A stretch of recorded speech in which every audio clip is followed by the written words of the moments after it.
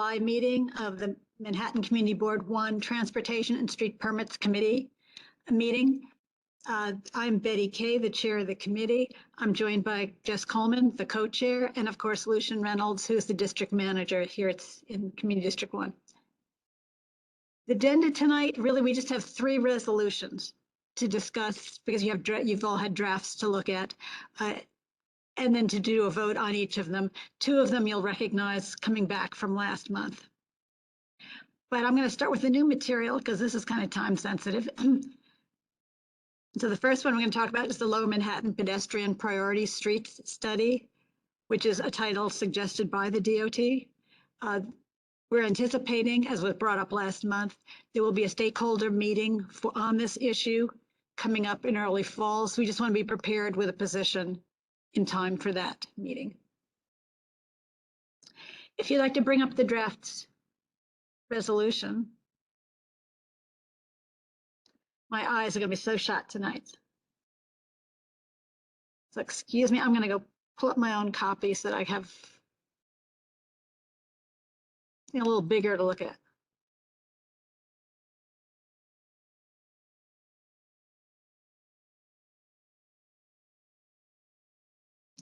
Okay, this is something that we have gone on before about, and luckily Patrick is here and can present some that has come from the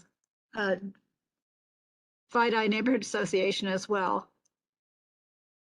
But this is to prioritize, my eyes are so bad. To prioritize pedestrians in the financial district is the point of what the DOT is trying to do or mentioning. And in the past, it's only been a pilot study. So I want to address the issue of not making it too small and what are the real needs and getting that on paper as a position before we get faced with what we're going to be faced with, which is probably a lot less than we're asking for. It has been long proposed. Has been sought by the City of New York itself, by the Downtown Alliance, by the Financial District Neighborhood Association, and this community board, which goes to show you how frustrated many people are with how long it's taken to move forward with it. There have been many studies and articles. They not only favor the changes to pedestrianize, to prioritize pedestrians in our historic street grid, but a whole cadre of other problems, from the garbage to the narrow sidewalks to the road safety, lack of curb access, et cetera. Goes on and on. We do have a history from 2019. I know Anthony Notaro had done a chair letter which addressed some of the issues, because back then $500,000 came from discretionary funds from our council member, Margaret Chin at that time. So we're still kind of looking to get some accountability of whatever happened to those funds. Technically, they're still in play. There was a letter at that time from the chair, again, asking for more inclusion of the community board and the input that it got in making the DOT making their decisions. This has been on hold since COVID-19. Betty, can you make that bigger, because I can't see it very well. So like even that's a question for Jess. And yeah, like exactly. And thank you.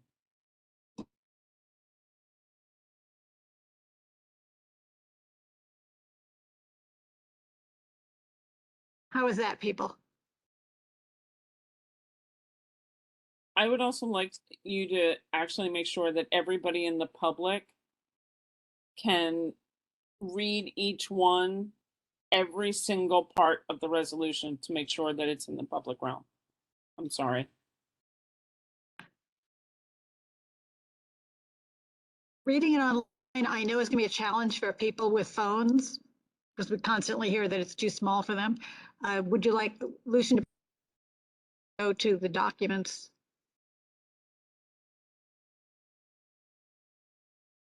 Whatever it works that everybody in the public and anybody on the call sees exactly what it is and knows exactly what they are, to make sure everything that's in here has been discussed publicly in the meeting.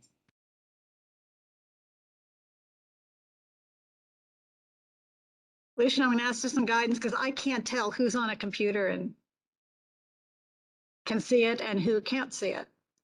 I'm gonna, Betty, if I can share the link. This is still, this is, I don't have this on the CB1 side, so if I can share the link for the people as viewer. Yes, because the one I sent out today is the one that I got from. Betty, this is what you sent out a few days ago, where you sent out the three things, correct? Right, so Correct. I'm on a phone, but then on my computer, I'm on your email and in big print. Yeah, I was going to say, for those who have the link, those on phones will probably find it a lot easier to just go to the link and use that if you have a bigger screen somewhere. Right. You Okay. can also well, kind of control where you are. I'll get that link out in the chat, but keep going and I'll get that link out.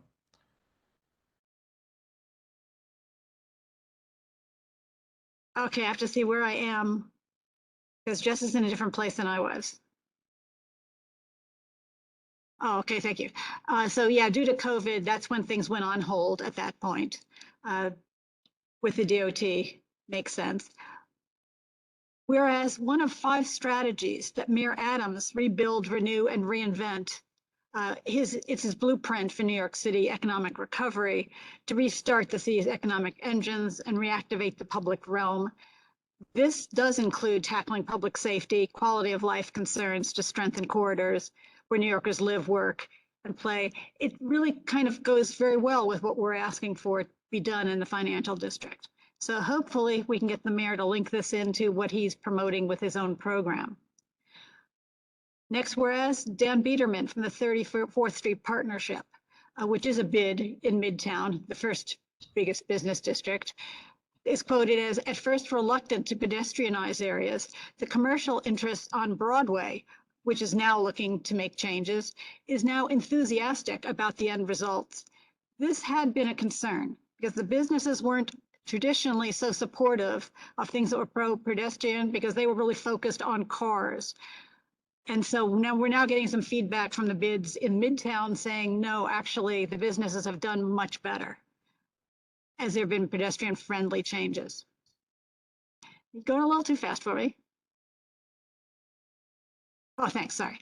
There's only one place in New York that really makes sense to reclaim the vast majority of space for pedestrians and play people on bikes. It's Lower Manhattan. So we have something from the Transportation Alternatives has been very supportive of doing something with FIDI to make it more pedestrian friendly.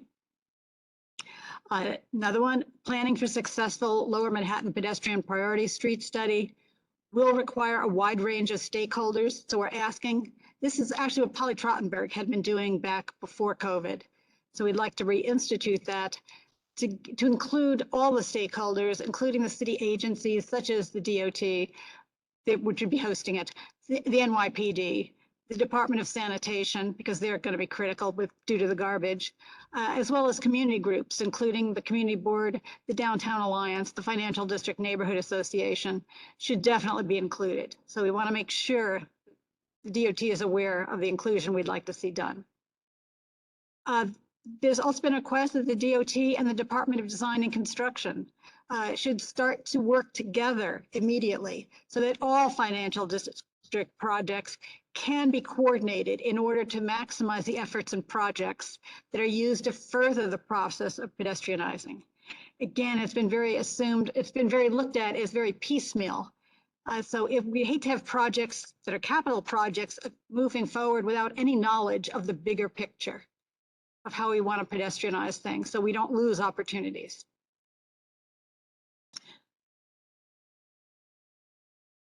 In 2019, the DOT spoke of funding a pilot project in FIDI, but it's clear that we want something bigger in scale than this, even if some low-cost solutions are needed immediately to meet some of the pedestrians' needs. So we don't want them limited by not looking at some of the inexpensive things if we need that to get some bigger scale changes for pedestrian safety.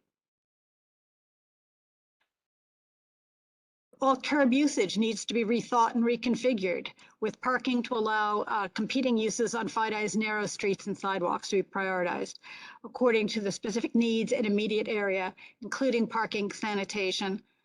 There's a long list of things that need to be looked at. Freight delivery needs need to be rethought. Again, initiatives to use cargo bikes to help right-size the vehicles for the scale of the FIDI street grid is something that really needs to be taken into consideration. Daylighting every street corner. It's moving, sorry, my eyes. Daylighting every street corner so there's clear line of vision between pedestrians, cyclists, and vehicle drivers is really essential. So if for cheap options, if there's even just doing painted sidewalk bump outs, especially if they're combined with bicycle infrastructure or garbage corral in the adjacent parking lane, would create that sight line and would be low cost. So hopefully things that can be done more quickly. Bicycle infrastructure is important. Again, this is supporting the Downtown Alliance's report that came out in August of 2020 that shows just how many people either work in or live in the area use bicycle transportation and the large number of areas they can reach. So we at least try to minimize some of the cars by moving some of the transportation to selections people are already making. Private bicycle parking includes secure parking, and city bike stations are essential to support and encourage that bike ridership, both the current as well as what we're hoping to go to. The need to stop sidewalks for garbage pickups is a long-standing source of complaints and illustrated. There's even a Twitter account called Trash Heaps of FIDI. So garbage corrals I know have been pushed with me for the parking lane might be immediate solution. There are some looking at this, so I know STEM stakeholders are going to bring it up. They don't want to be enclosed too much with bins, so we'll see where that goes in the future. Creating a shared vision for FIDI's historic grid can be used to guide future planning, construction, and pilot projects and is long overdue. Current attention on pedestrian safety and priority should be used as an impetus to finally move forward with the neighborhood-wide plan. So I think, again, that's been the recurring theme. They'd like to unify all this. So what's been proposed so far for you to consider? That the community board insists that the New York City DOT work with all relevant New York City departments and agencies, as well as the community board and other community stakeholders. One, to account for the $500,000 mobility study that was promised in 2019. To develop a vision for the FIDI, a streetscape that prioritizes pedestrian mobility. To make sure that all work done in FIDI is considered and coordinated in the context of how to best further this envisioned neighborhood plan before any permits are issued and work is started, not after it's too late. Be it further resolved, Community Board 1 implores our borough president, Mark Levine, and our city council person, Christopher Marte, to make a public pledge to support the adoption of a community-wide plan to prioritize pedestrians and to increase pedestrian safety, as was articulated in Make Way for Lower Manhattan, and to work with the DOT and other relevant city agencies and departments to implement changes, even low-cost installations to quickly advance some neighborhood-wide changes. And finally, be it further resolved that MCB1 urges the mayor to support pedestrianization of the financial district to improve pedestrian safety and as a way to revitalize New York City's second biggest commercial district, which is one of his spoken goals at this time in programs. I'm going to open it to discussion and I'm going to let you start, Patrick. Thanks, Betty. And first of all, thanks to Betty and Jess for bringing the issue forward. You know, I worked with Betty and Lucian and Jess on the wording of this resolution, and so I hope folks will support it. You know, it's really a memorialization of our prior positions and a sort of picking up where we left off before COVID. And now that things have sort of settled down, if you will, I think it's very important that we pick this issue back up and pick the mantle back up. You know, there are a couple of important points as you consider this resolution. One, I want to remind folks, because I think this does get sort of lost in the batter a little bit.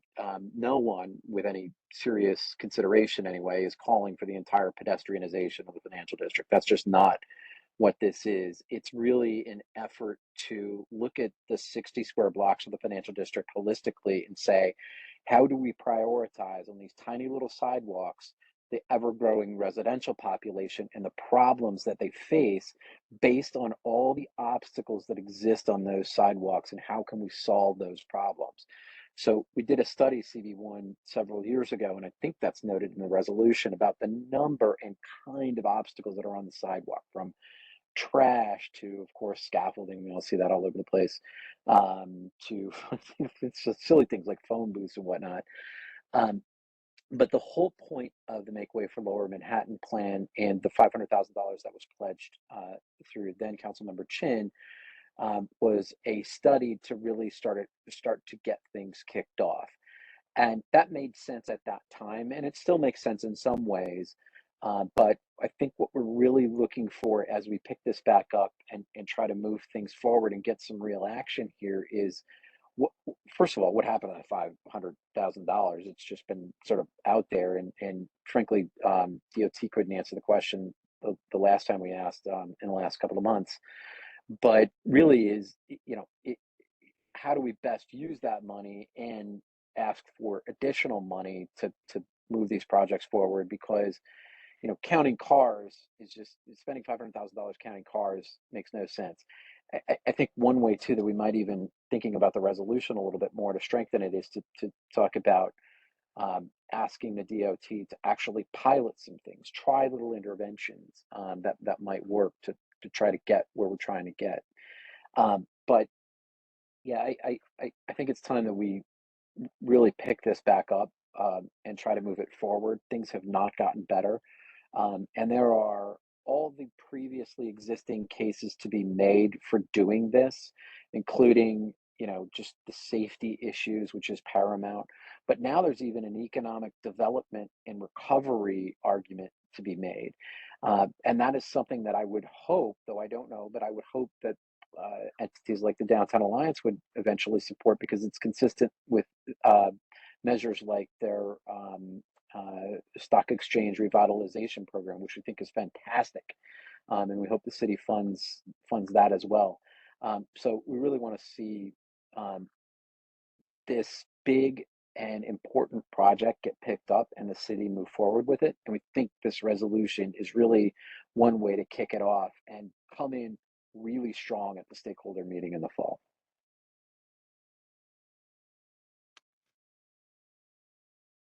Thank you. Let me have Tammy speak and then Jeff. Thanks, Betty. I was just going to say, I really want to make sure that we can move forward on things like this. And I do want to make sure that there's a level of engagement and opportunity, that we don't have the same fate that we have had on some others, that multiple opportunities for people to educate themselves about the history and to look up, to literally click all the links and things like that. I want to make sure that people are afforded the time so they're satisfied with questions and that lots of questions are asked and we go through this. That's really important to me because we want to make progress. Pedestrian safety is it, right? For me, we've talked about it. And I really don't want this to fail at a full board because people are saying, oh no, that's not what this said. Oh no, that's not what this said. So, for my purposes, and again, just remember everything needs to be stamped draft when we're talking about it and you're showing it in committee because it is a draft, that we take a look at it. There are tweaks that I think, should be in there. But I would really like to make sure that people have the opportunity to get it through so it doesn't go to board, come back, if you understand where I'm going on that. And then I will keep my comments for the detail of things that I think could be improved for after everyone else speaks. Thank you. Great, yes, then Jeff and then Rosa can go after Jeff. As everybody knows, I'm not on this committee, but I tend to comment on transportation resolutions in the big meeting. So taking Tammy's injunctions to heart, I decided to come to the committee in case I had anything to say. I interpret part of what Tammy just said is indicating the importance of getting community engagement before something is finalized on a plan like this, because it could have a very significant impact on the way people use their, residents or workers use their streets. And so we need to have their input. I think I agree with Patrick that at least when you look at the whereases, I think all the right things are in the whereases, but the be it resolved, there's a tendency of readers of resolutions, including myself, and presumably the people this is going to sort of skip to the be it resolves and see what the community board is actually asking for. And if you just look at the be it resolves, it talks solely about maximizing pedestrianization of the streets. And if you look at the whereases, there's lots about balancing various needs as you consider pedestrianization. And I think balancing is important. And the things that I identified, well, kind of the problem that I'm trying to address is that not every one of us can walk easily a half of a mile or longer to get from some pedestrian isolated place to some place where there's wheeled, motor vehicle transportation, whether it's elderly people, whether it's people with mobility issues, or people carrying a lot of heavy stuff, don't necessarily want to walk a half mile or 3/4 of a mile. And so dealing with that issue, I think it's important that we emphasize the identity of what streets are going to be accounted for in pedestrianization, the geographic scope. Are you talking about Water Street as well? That's in FIDI. Or are you talking about, Wall Street and Broad Street, which are largely pedestrian already? So I think it's important that as this plan moves forward, that there be input from us and the community on which streets are, and us pay attention to which streets are included. And sort of the utility needs that I think we need to accommodate is along the lines of what I just said. Wheeled transportation is important for some purposes, whether it's an accessoride drop-off, whether it's the ability to do deliveries, whether it's the ability to take home a computer monitor from your office, or for that matter, since lots of people live there, to move their sofa out when they need to move out of their apartment. And you're not going to want to walk, 3/4 of a mile carrying a sofa. So I think the whereas is basically by subject matter kind of account for all of that in the balancing. But if you just look at the be it resolves, it looks like we're saying pedestrianize the whole thing, and problem solve. So that's my only real comment is I think we need to put some balancing in the be it resolves, so that if somebody only reads that, they're not concluding that we mean pedestrianize the whole thing, which, by the way, I think would be kind of a good thing to do, but it's subject to those limits that I just mentioned, that not everybody can walk 3/4 of a mile with a heavy sofa. So those are my comments. Yeah, can I just make a comment that it is prioritizing pedestrian mobility. That's not the same thing as saying anybody else is excluded. I agree with that, but there's no other reference to any other interest other than prioritizing pedestrianization in the be it resolves. And the whereases there is, but not. Okay, I'll say that's the point of this study that the DOT wants to do, is how do they prioritize for pedestrians?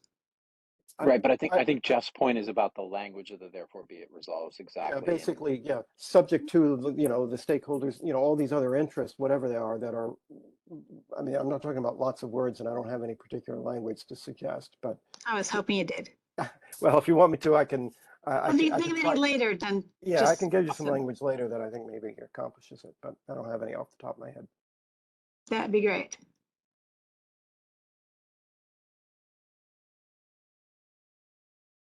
And well, since, Rosa, if you don't mind just having Eric go, since he's a committee member. Of course. And Lucian, I'm sorry, were you speaking? No, I'll wait. Okay. Then Eric? Yeah, thank you. Yeah, I completely agree with the way that Jeff Galloway had said it. I also think we have to consider all of the needs of the financial district. I live and work in the financial district, and there's always traffic. all it takes is a garbage truck to block a road, and everyone is stuck in traffic. And if the financial district does not have, if people are obstructed, meaning they're waiting in traffic, whether in a car or in a bicycle, if they can't get to where they need to go quickly, then the financial district won't be successful, because nobody wants to be stuck in traffic. And then also, I don't agree with the pedestrian priority. I think pedestrian needs are just as important as safety, as well as the utility of moving goods and services. It mentions here about bicycles. I mean, we live in New York where we have rain, snow, and winter. Are bicycles really viable in that type of weather if we're going to depend on those other, wheeled, bicycles to get our freight? And then also you have to account for trucks moving larger volumes of goods. So I think it shouldn't be prioritize pedestrians.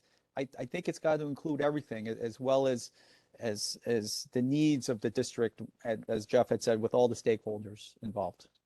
Thank you.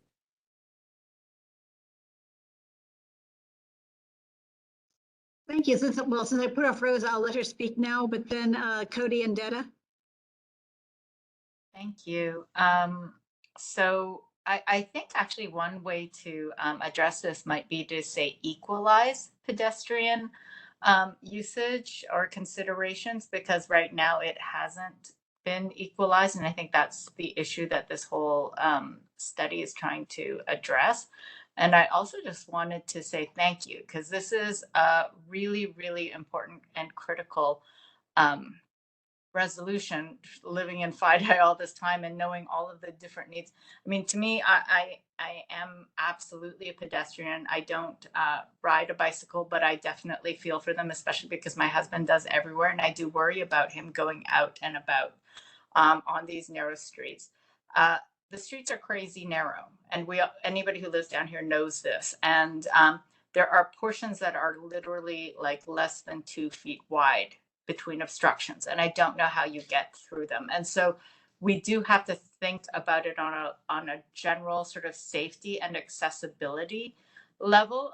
We also have to think about it on a safety level, because when you think about it, as we have these increasing issues of street safety come about, I know people who will literally walk into the street to avoid someone who looks a little bit risky in their behavior with their child, walking into the street because they cannot pass safely on our narrow sidewalks with someone who looks like they may be dangerous or maybe acting a little strangely. And so we need to have a sidewalk that is reasonable, but we have the sidewalks that we have. And so the only place that we are able to perhaps have some flexibility is on the streets. Absolutely, deliveries are going up. So we do have to consider, how those deliveries come into these clogged streets.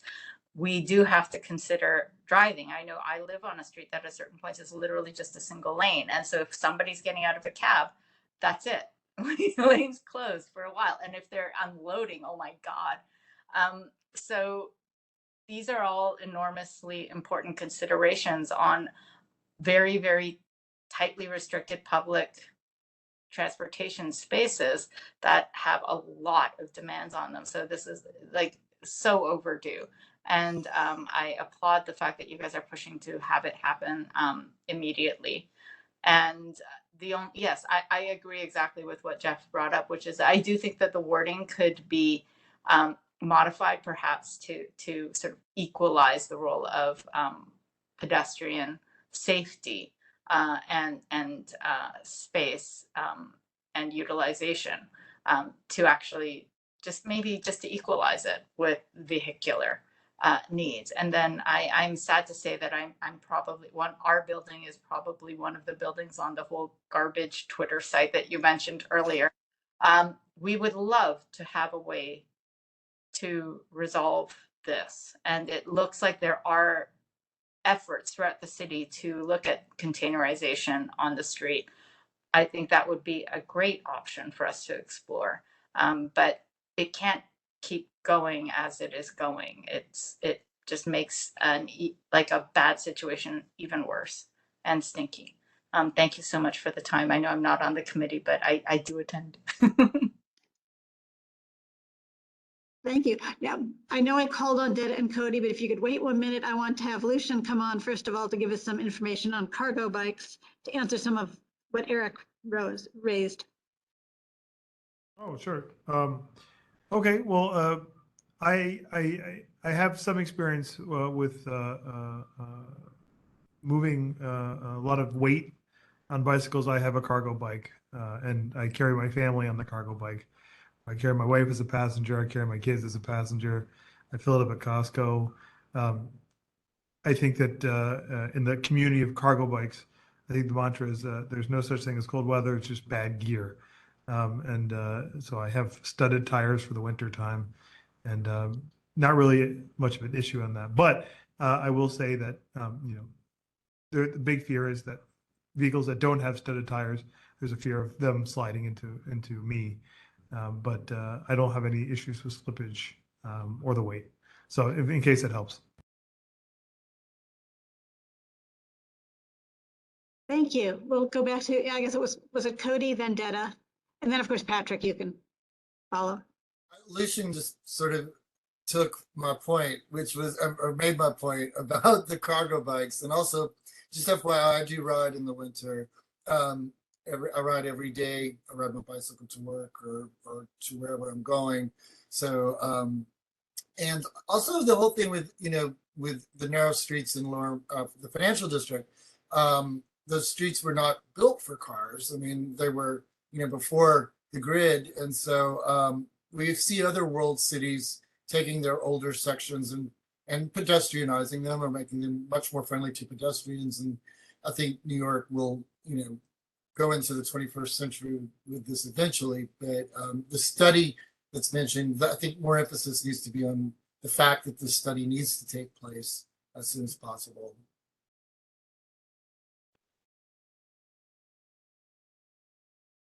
Great, Detta.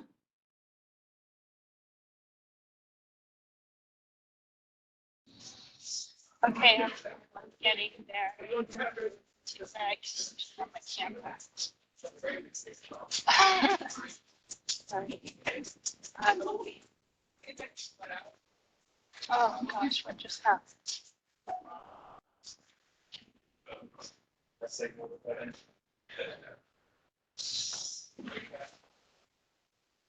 Okay, am I on? My video's on, right? Okay. Yes. Okay, great. So I work downtown. I often have to go between Chambers Street, Maiden Lane, John Street, William Street, Fulton, Gold Street. I can't say the number of times where I have not been able to, where I've been forced into the road because those sidewalks are so tiny. And then in the road, it's no better. And I think it's good to be asking for something big, even if it's big. I mean, we know we're asking for something bigger than what we're going to get. So I would be comfortable asking for a lot, knowing that it's going to get cut down. So also, prioritizing pedestrians doesn't mean prohibiting cars. One of the shared streets are a great tool. They prioritize pedestrians. They allow traffic on the street at 5 miles an hour. They discourage through traffic, but they allow traffic that needs to access that local block at 5 miles an hour. So I just wanted to say that prioritizing pedestrians is not prohibiting traffic. There is a way to have them both, but to have it in such a way that pedestrians have more space and have a lot more safety. So I wanted to thank Jesse and Patrick and Betty for the work on this motion. Thank you. Thank you. Thank you. Well, let's go back to, I assume people put their hands up again. So I'll look at the second time around. So we'll start with Patrick, then Tammy, then Eric. Thanks, Betty. Yeah, I just wanted to, first of all, I think Jeff is probably right that in the therefore be it resolves, we can get language that harmonizes the whereases. I think maybe, my mistake in drafting parts of it that I might have focused a little bit more on the history and the justifications for what we're trying to do. So Jeff, thanks. I think that's a good point, a welcome addition. I want to be careful to Rose's point about the word equalization. I think that waters down the effort.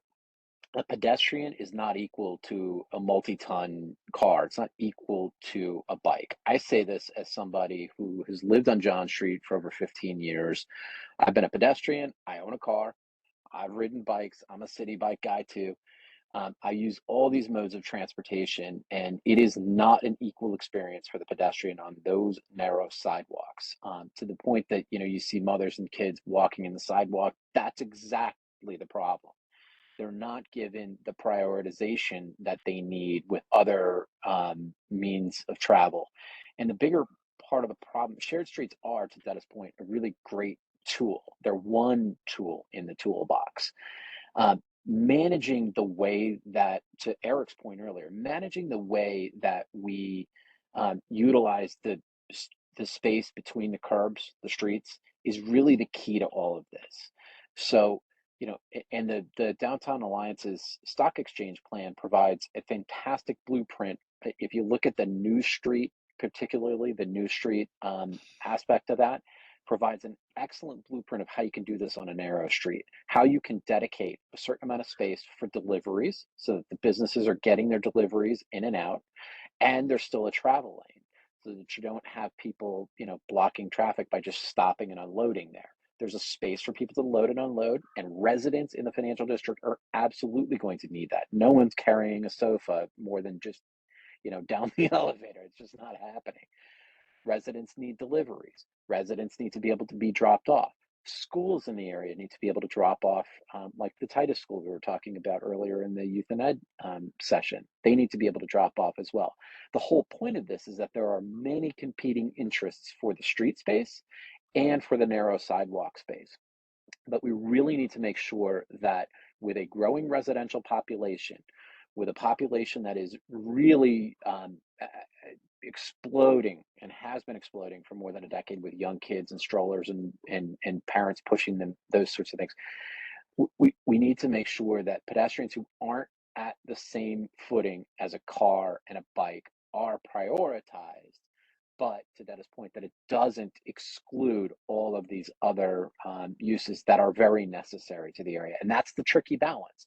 But I think the resolution, when we punch up the language a little bit, will do just that. So that's my comment. Thanks. Thank you. I look forward to some language from you too, Patrick.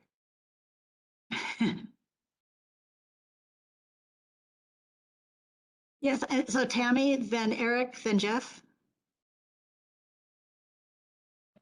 Thank you, Betty. I wonder if on this timeline, where the committee sees the timeline going, whether or not we want to make changes and suggestions and tweaks through this, and then either bring it to executive for final review this month, or to August to be able to get this through and ensure that all the changes, that's one, I'll just leave that out there as a offer, because I wouldn't want to wait until September on this. Right. The other thing is I take somewhat of an umbrage and issue quoting a bid from Uptown, because it is so dissimilar. Other than the fact that they are a bid, they are so dissimilar in terms of streetscape, how their businesses operate, and what the socioeconomic mix is, what their street mix is. I would prefer that that's not in our resolution. I understand the point of where you're going, but the Downtown Alliance has advocated for businesses often enough. We have a strong local bid. And if there was another bid that was closer to a landscape that we have, for example, in CB 2 or 4, or some of the older parts of 3, that to me is more relevant. than something uptown on 34th Street. It just doesn't speak to me. And in fact, the first thing it says to me is an argument at the full board. Well, we don't have that street grid. It's totally dissimilar. So I think that dilutes instead of enhances the point you're trying to make.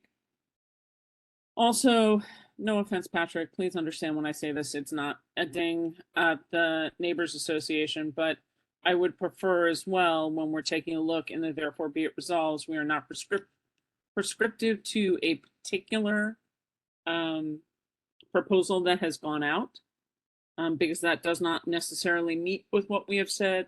We said we had supported some of the ideas in Make Way for Lower Manhattan, but I don't think we need to quote it in the therefore be it resolved. I think the DOT has to come up with options and plans, and it shouldn't. So I think that should come out of there.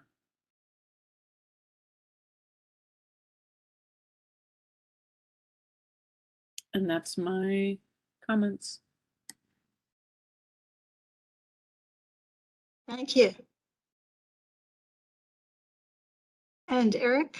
Yeah, look, this will be a quick follow-up to some of the comments about people with cargo bikes. No, look, that you guys are hardcore cyclists. I have a bicycle as well, but not everyone will want to use their bicycle all of the time, especially when there is inclement or frigid weather.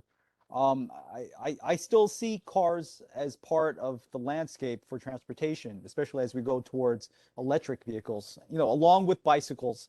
And there'll always be trucks, but I just want to make sure there's a balance. That's all. Maybe not equalization, but I just want to make sure there's a balance that's based on utility. Thank you.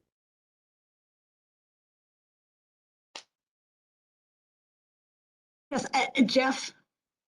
Yeah, I have some suggested language that you guys can take or leave. I agree with all the comments that that Patrick made, and I defer to whatever wording you all want. But so my suggestion that sort of incorporates the thought that I made before is in the second be it resolved under the bullet point that says to make public pledge to support the adoption of a community-wide plan to prioritize pedestrians. I would add in comma, subject to balancing transportation needs of the stakeholders, comma.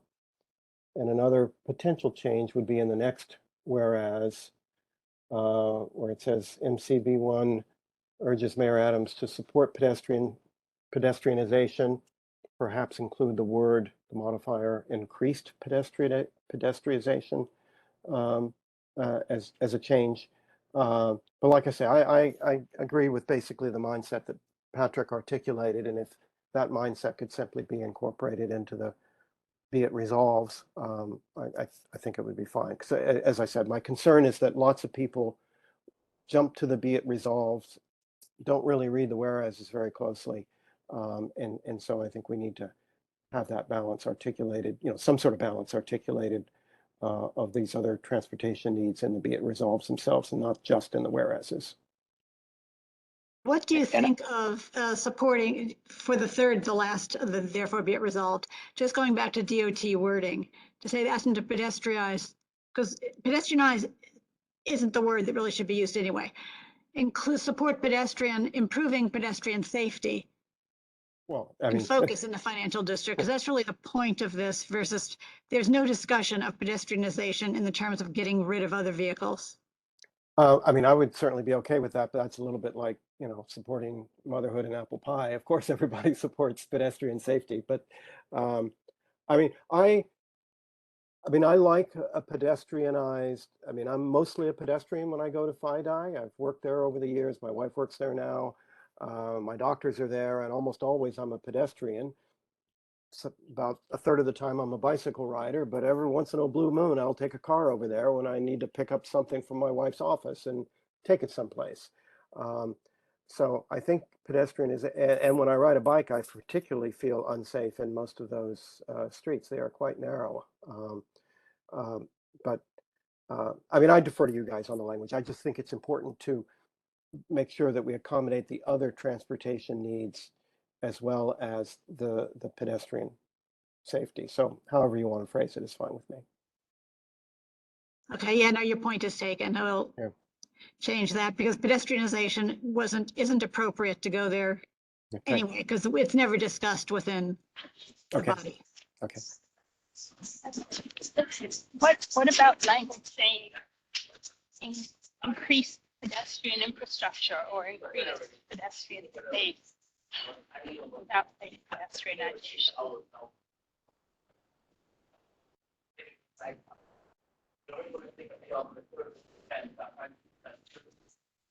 I have to think about it some more. I don't wordsmith that quickly.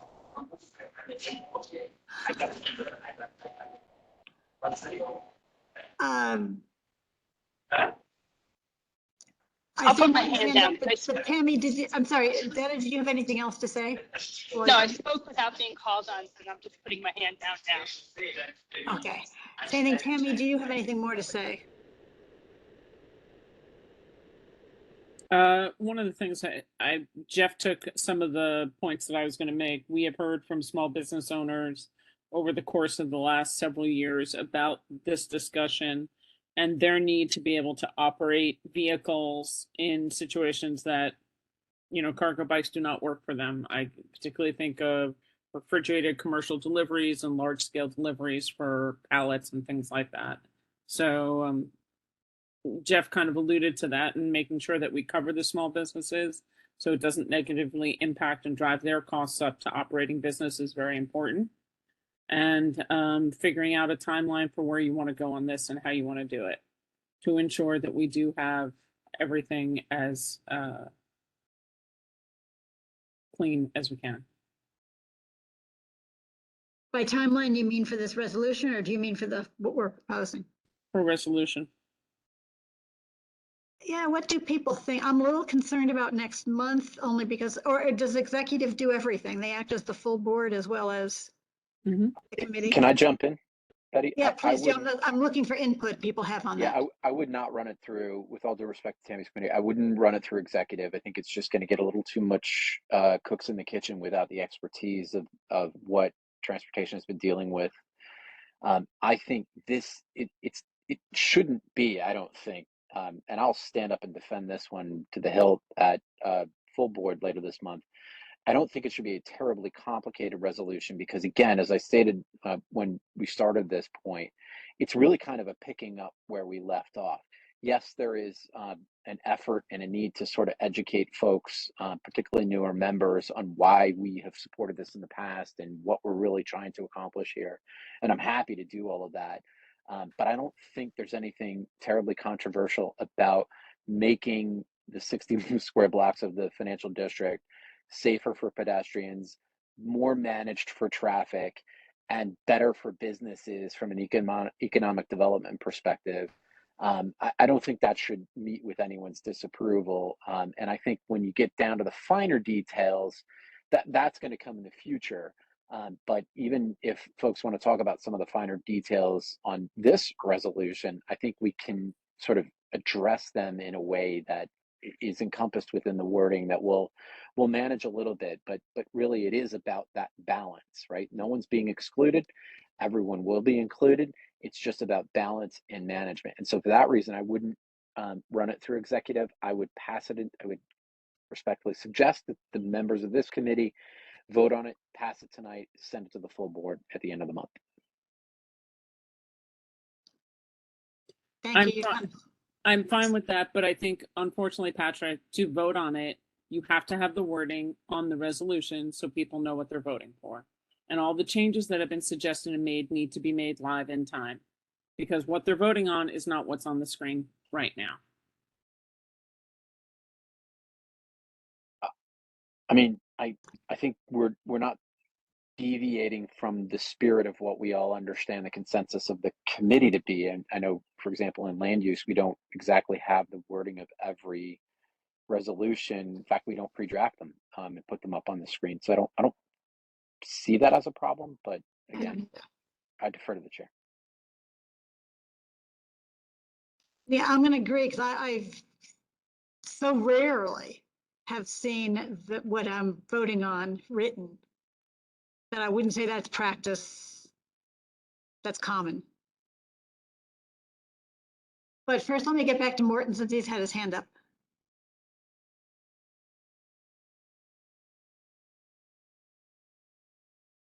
Morton, would you like to speak? We can't hear you, Morton.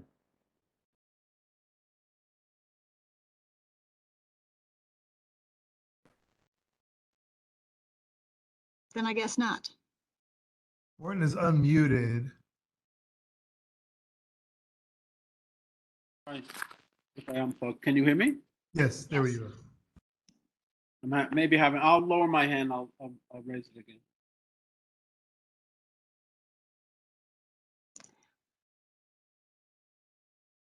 Okay, well, just, do you want to make some changes of some of the wording on this, or?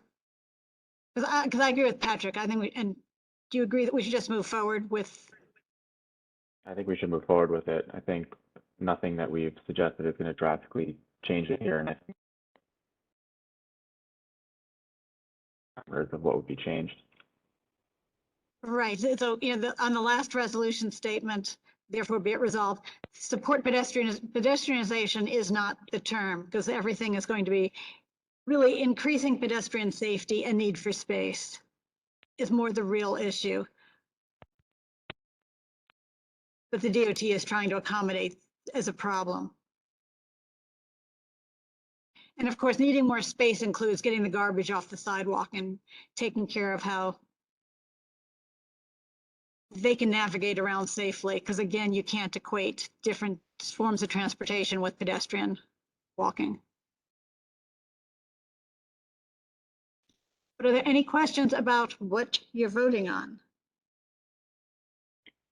Noting that there's also going to be a change, we can get rid of the example of make way for Lower Manhattan because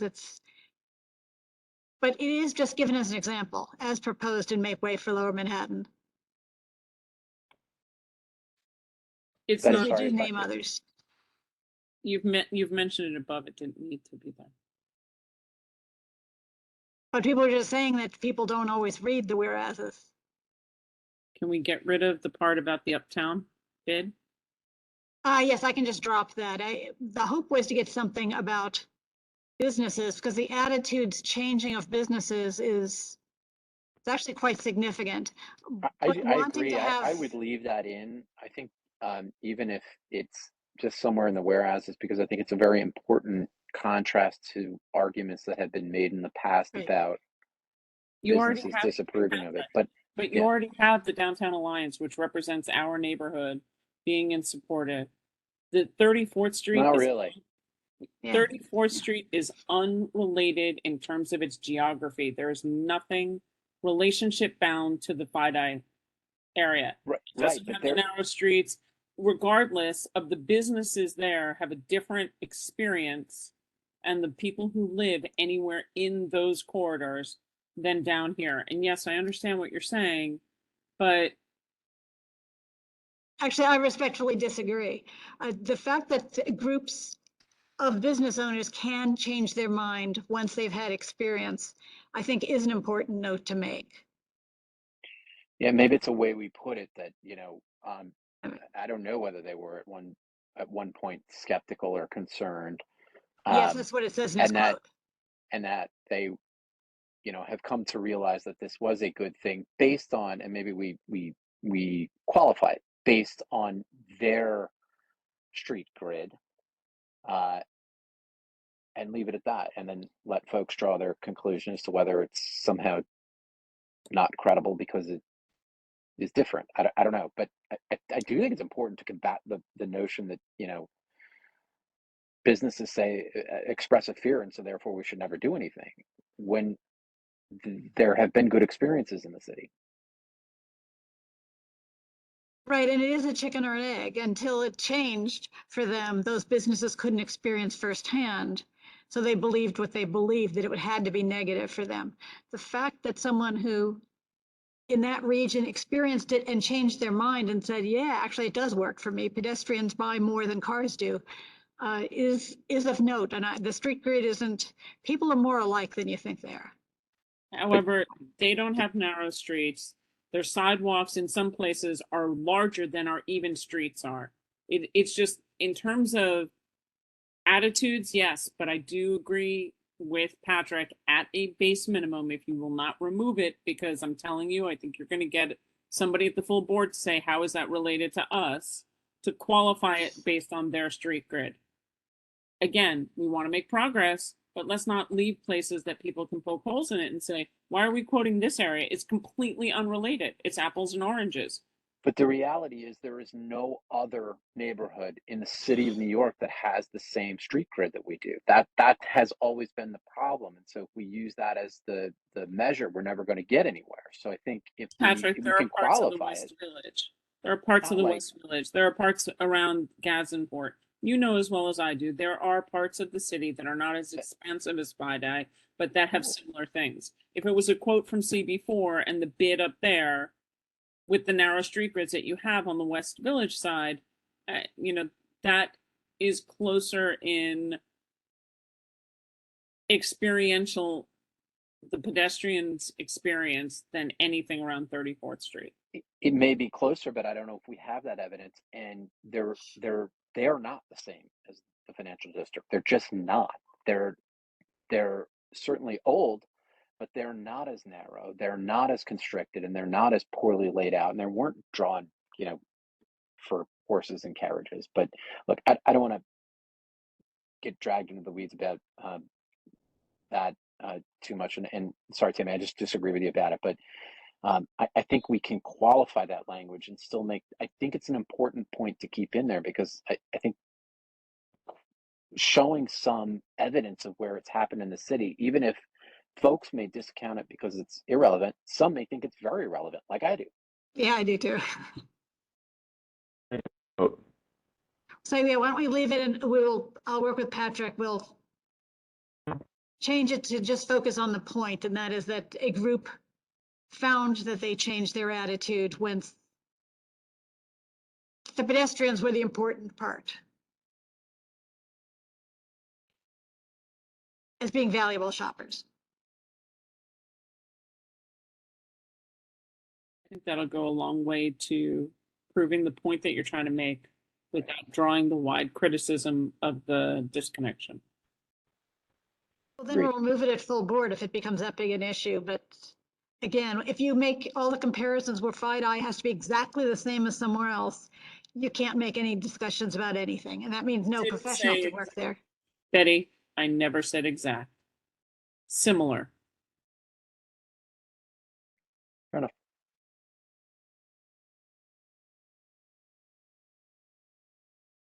Well, if there aren't any other questions to move forward with voting. Okay, last call for questions. Then, yeah, Lucian, if you'd like to take a vote. Sure. Do I hear any votes in opposition?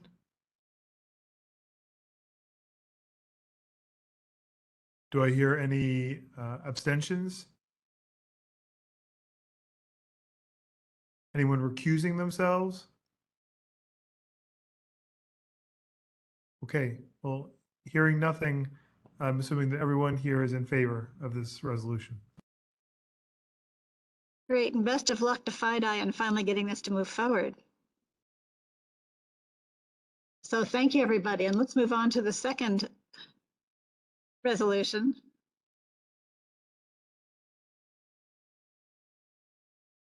This is the community notification. Yeah, that's small.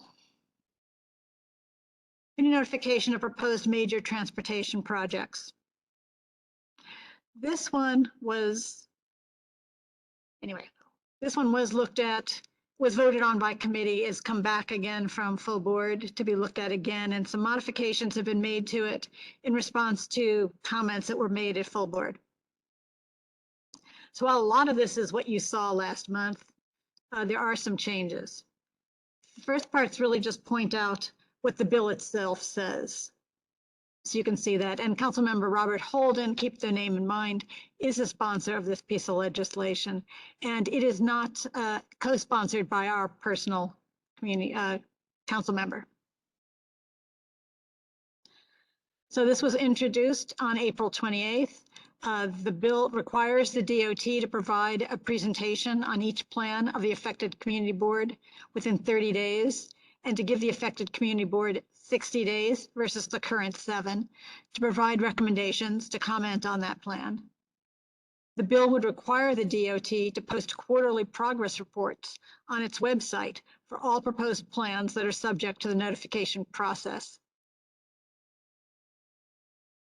Sorry, my eyes are so shut. And if requested to provide a presentation within 30 days, the community board now then has, this is a current. We have to ask for them now, and then 7 days is all that the community board gets to respond to, something that you'll see later really is too short. The current 7-day comment period for major transportation is unworkable.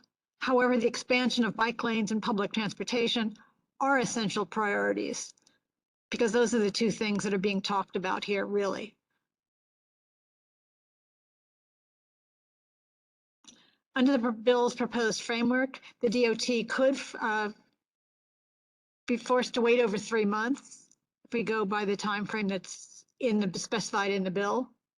And that's for doing something as simple as a bike lane that's really just one city block long, which I know we have a couple of those to look at. On April 14th, Councilmember Holden introduced the bill that would require the DOT to suspend the bus lane camera enforcement. So to give you a little bit of position or background about this person sponsoring the bill we're going to be voting on, is that he actually wants the DOT to suspend all bus lane camera enforcement on legal holidays so that cars can use the bus lanes. So he is not particularly pro mass transportation. He's also on record as reviewing bikes as the most dangerous mode of transportation on our streets. He has also been quoted as talking about how city bike stations will have significant input on the quality of life, meaning lower it in his district. He has called for the resignation of the Queens DOT commissioner. Response to that. So if the views that he has, that he's been showing recently with other laws he's put forward, is that he is not very protection of bus rights or of bicycle rights for protection. The presentation for every major transportation is also unnecessarily burdensome, especially in light of the expanded definition of a major project, which is really anything that involves a bus lane or a bike lane, is now included as major with the definition of the bill itself. The notification of the major transportation by the DOT is only useful if it occurs before construction contracts are signed, something that's not addressed in the bill. So otherwise, any input from the affected community board would be unlikely to have any effect. So there's a shortage there. So another change that would be requested in this particular bill. And the community board notification opportunities for input are valued. However, this bill appears to intended to hinder the implementation of safe streets and sustainable transportation, rather than to seek meaningful community board input, leading to the therefore be it resolved, 1, that the community board, 1, does not support passage of this bill unless there are major modifications. While a bill would improve some aspects of community board notification process, it would also overly burden the DOT and show the implementation of needed and slow the implementation of needed street safety and sustainable transportation improvements. It would be further resolved that the community board does not support the bill's proposed expansion, as we put forward last time, with the definition of the transportation projects to include everything, no matter how small it is. If it involves a bus or a bike, that it also the comment period be changed from the current 60 days in the bill to 30 days after the DOT presentation, if one is requested, or 45 days after the notification to the community board, if a major transportation project, if no presentation is requested by the board. Be it further resolved, we do not support the bill's proposed requirement for the DOT to provide presentations for every major transportation project, rather only when one is requested by the affected community board. If the community board doesn't want to hear one, then they don't want to hear it. MCB1 enthusiastically supports the bill's proposed requirement that the DOT notify community boards of all proposed projects and that they post quarterly progress reports on its website for those projects, including information on the date of completion, the opportunities for community members to provide input. So there are aspects of the bill that are, I think, are worthy of doing something, of getting some of that. MCB1 urges the DOT and our elected officials to make sure that the affected community boards are notified of transportation projects before construction contracts are signed. So this would be another change, ensuring that affected community boards and community members have meaningful opportunities to provide input.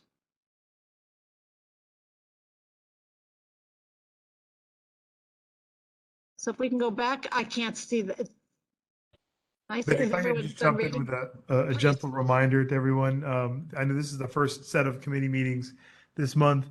I want to remind you all that the state is requiring us to have all voting members of the committee keep their cameras on, especially during votes. I can't record the vote. I can't record your vote if your camera isn't on. So I have to be a real stickler about that because someone may review they could review the recording and say, oh, this person's camera wasn't on, and so I'd have to be, answer to that.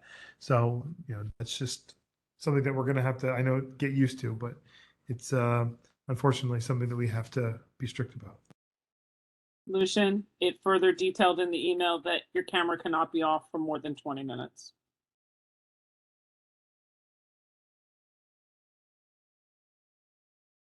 Is that total or at a time? In order to be counted for attendance, if you have the camera off for 20 minutes, you are not considered you are considered absent from the meeting. So there was no conversation at a time, out of this, out of that. The borough president's office said, if you need to be eating dinner on camera, you're eating dinner on camera. You are at the meeting, you're at the meeting. If you need to turn your camera off to leave, to go do something, you must announce, much as we do at full board, raise a hand, say, excuse me, Meltzer stepping out. And then when you come back in order to be counted for the room, it's Meltzer has returned. And you can say that to the host, and Lucian will have to announce it as part of the public record. Thank you. It's annoying, but it is life now. Yes, well, it's nice that people have the option of typing it in to Lucian and letting him announce it. Yeah, happy to do it. Yeah, no, so at least people, if you raise your hand, you don't have to wait until you're called on. So that is more efficient way of doing it. It just means that unfortunately Lucian may interrupt you, Betty, for that purpose, just so you know. Well, that's fine. That's fine. Jess, can you go back to where I can't see the hands are up. So for people I'm not calling on you, I can't see you. Sorry, what is that you want me to do? I just put the screen back. I know the smaller print is more problematic, but I can't see hands unless somebody else can. If I could just go to a slide view, because right now I don't see anything. Hey, but it looks like you have Tammy. She's the only person with her hand up right now. Well, Tammy, why don't you speak while I straighten this out? Sure. Transparency and engagement is a big issue to me. There are lots of things in this resolution that give me pause. The community board is on a cycle that 30 to 45 days doesn't work. If we are in the summer cycle, there are many community boards throughout the city that don't meet in the summers at all, either July or August, or at least August. So for me, anything less than 60 days does not provide transparency opportunities throughout a 12-month cycle for community boards. I think that's a problem. I see where your concerns are, but I find the discussion leading from a point of fear, not leading from a point of opportunity and engagement, which does bother me in this dialogue that we're having. I think that the community boards should be notified of every single project. They shouldn't have to go hunt and peck. They are the city agency. They are the moneyed agency. A community board, some offices run with one person. Some are fortunate to be able to operate with 3. but putting the burden on the community board, which is the least in the thing, I don't think is fair. So yes, I do think that, and Jess can, or whoever is running the presentation, if you can scroll up, I do not think it is overly burdensome for the agency which has capacity to be able to notify the community board of the projects and offer for the community board to be able to come back and say, I'd like a presentation on X, Y, and Z. That is where I stand on that. I will never argue with that because I think that the community board is not intended to hinder the implementation of safe streets, but the community board is a point of meaningful community input. I will put this towards the fact that for projects all over the place that we have encouraged, we all support cargo bike deliveries. The building that the cargo bike was going in front of had zero outreach by the Department of Transportation. That affected their deliveries, their move-ins, the move-outs. They were not contacted at all by anything. That was not actually great public engagement nor transparency. They found out when basically the street was getting done. So yes, I do not think that it is something that's a hindrance. I think at a base minimum, it provides a greater level of transparency and engagement because notification is not the same thing as engagement. And they had to go back to the cargo bike station that was put on Warren Street and adjust for the building so they could get their move-ins and move-outs because they didn't actually do the required, or under this bill, what would be required engagement. So it's a major sticking point. And then, Betty, may I ask, why are we tearing apart a sitting councilman? Why would Community Board 1, as a community board, be disparaging towards a councilman? Can I answer that, Betty? Because Yeah, please do. part of what I was going to say. Because I want to address, Tammy, your point about a place of fear. And one of the reasons we added those whereas statements about Councilmember Holden is to illustrate that this isn't really a hypothetical fear issue. This is more a what is this bill designed to do? And I think one of the benefits of pointing out, who's behind this bill is it really shows that this is clearly designed for a purpose, and it will be used for that purpose. So you're right that there is a way for this bill to be productive if everyone was reasonable and wasn't seeking to delay things. But it's worth noting that the person behind this bill, the justification for this bill, is to hinder transportation projects. And I think that has to be pointed out if we're going to be honest about what this bill is doing and create a reasonable response. And I think, that a lot of what you said, I don't disagree with. And I think what this resolution is trying to do is recognize that community engagement notification is good, but there has to be a point at which it stops. So, things like requiring a presentation for every single project, I think it shouldn't be controversial to say, well, if the community board doesn't believe that there should be a presentation, if they don't request one, then you can go ahead. There's no reason to wait the 90 days that you have to wait to go through it all. And just one more thing on the notification point, nothing in this resolution says that they shouldn't be notifying. That's fine. They're going to put it up on the website. There's still going to be opportunity for the public to engage, and hopefully the community board is in session, has time to respond. But at a certain point, it has to end. And requiring overall a period of 90 days to respond to every single project, no matter what, just seems onerous.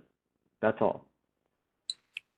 I hear what you're saying. I will never support calling out a council member on things that are irrelated to the bill that is in front of you on his other things. I hear what you're saying. I just think that it is destructive, and I don't think it is productive. I think it is actually name calling and nasty. So I am not in favor of that. I understand he can be on record saying whatever he wants. It doesn't make a difference to me what he's on record for. What makes a difference to me is what this intro can do and will do.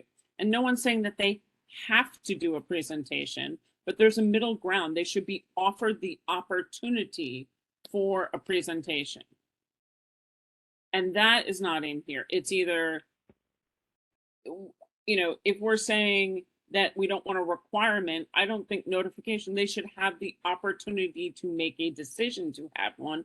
But I do think that, again, it needs to go through a community board process for 60 days. And I Yeah, don't think and 45 days is the right line because, again, 45 days, no one is there in the summer. 45 is too short. 90 may be too long. 60 to 75 if you want to split hairs somewhere. I get that, but 45 does not work in the community board's process. So those are my comments. I'm sticking on that. You know, I think the community board should be offered the opportunity for whatever project they want. They feel will be productive, and a presentation does not have to be somebody coming in a 12-page thing.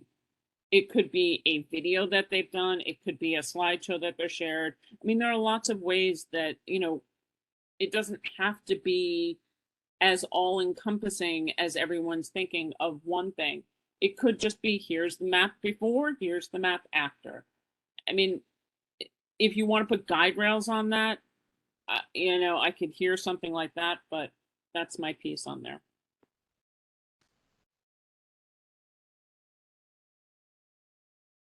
Let's continue with Cody, then Mitch, then Eric, and then Jeff will get to you since you're off committee.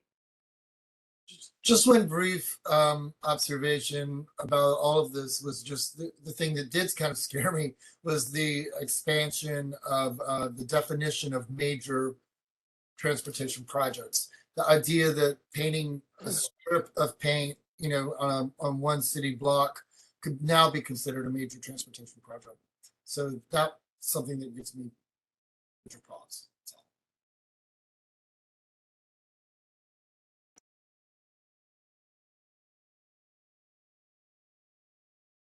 Great, Eric and Mitch. Yeah, I just want to second what Tammy would said. Yeah, this seems political about those two whereases regarding, you know, the one starts with April 14th, 2022, and then the one following it. It should only relate to what the motion is. We don't know what he was thinking. You know, we really don't. I mean, yeah, but it should just stick to the relevance and the facts. It shouldn't be what we think and his reason and other things to try to show that he's biased in a way. And then also, I don't see how this, I don't agree that this would hinder the DOT, because if there's some kind of emergency, they still have the right to do what they need. This is just for planned work, requiring input from the community board. So I don't see how this would hinder their construction. Thank you. Thank you. Mitch. Okay, yeah, I'll be even briefer because I was going to say some of the things that Tammy and Eric just said. While the gist of, Betty, correct me if I'm wrong, but like the gist of this whole thing is notification, and some people might actually think that suspending bus lane cameras on legal holidays might be good. Obviously, the second whereas, even though I feel it should be removed, obviously bikes are not the most dangerous mode of transportation, and I disagree with him on that. But to get our point across, I would be more comfortable with those two whereases removed and have the consensus on the gist of the bill. Thank you. Yeah, thank you. And well, Jeff, since I promised you, we'll have Jeff and then Detta, you can go after him. Okay. I just raised the question, hearing all the back and forth on, it's pretty clear that the a significant portion, probably a majority of the committee, doesn't like the bill as presented. The disagreement is which parts do they dislike versus others. Right. And so I raised the question of why do a resolution at all? I mean, is this actually going to be presented? And if we don't have a position, it's in danger of passing without modification. I raised at the last full board meeting one of my pet peeves that infrastructure in the U.S. is next to impossible to get built, and one of the reasons is community roadblocks and NIMBYism and so forth. And I think those whereases that Tammy pointed to, which I also find somewhat offensive, but I think they are, I understand why they're in there, because it shows that this is indeed intended to be an obstructive use of community input to impede infrastructure. So I just raised the question of, rather than picking it apart so that it becomes some entirely different resolution that the sponsor probably wouldn't even support, do we really even need to do a resolution on it? Thank you. That is kind of the big issue, because in fact, what was changed was to a negative position from a positive last time, because it is a matter of tinkering with, well, we like this is fine, we don't like this really needs to be changed, as more as guidance for the council person. I don't care if it's voted down personally. And I think that's people's position to take. And so I'm walking a line of who's going to turn it down and who's going to vote yes, who's going to vote no, and it's going to flip when I change the direction of the statement. So to me, it's just going to be a matter of it's going to go to vote. You're right. It's going to go to vote and see which way it goes. Can you go back to the therefore be it resolved? Because honestly, I didn't even realize that it's a flip either way. So it was confusing to me. So you're now saying you don't support the legislation at all? Correct. Without Unless there are major changes. changes. Right.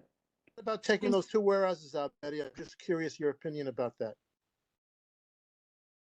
There has to be some trace of them, because the whole point of he's made himself very clear what his position is. And so I agree with Jeff. It's really to indicate that this is an obstruction bill. It is not a, let's give community boards more say. You could cite that as a concern without necessarily bad-mouthing him directly. That sometimes these kinds of bills are actually intended to obstruct projects rather than to, provide meaningful community input.